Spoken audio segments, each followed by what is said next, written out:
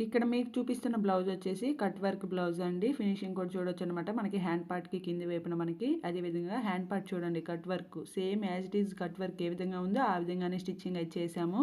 Finishing ఎలా ఉందో ఒకసారి అయితే చూడండి ఫ్రెండ్స్. ఇక్కడ వచ్చేసి మనము కట్ వర్క్ ఏ విధంగా అయితే ఉందో సేమ్ అదే విధంగా అయితే మనం ఇక్కడైతే కుట్టామనమాట. ఓవరాల్‌గా బ్లౌజ్ మొత్తం బ్యాక్ నెక్ అయితే ఈ విధంగా వచ్చేసింది. కింది వైపున మనము పైపింగ్ అయితే వేసామండి.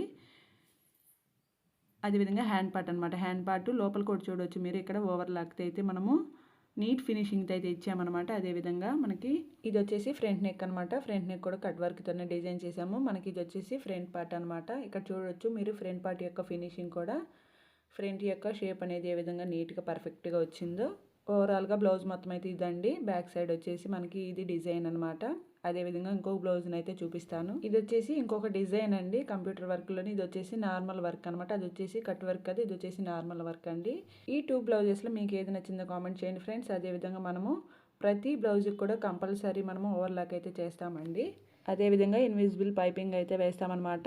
2 బ్లౌజెస్ ఏ విధంగా ఉన్నాయో ఒకసారి చెప్పండి ఫ్రెండ్స్. వీడియో నచ్చితే లైక్ చేయండి.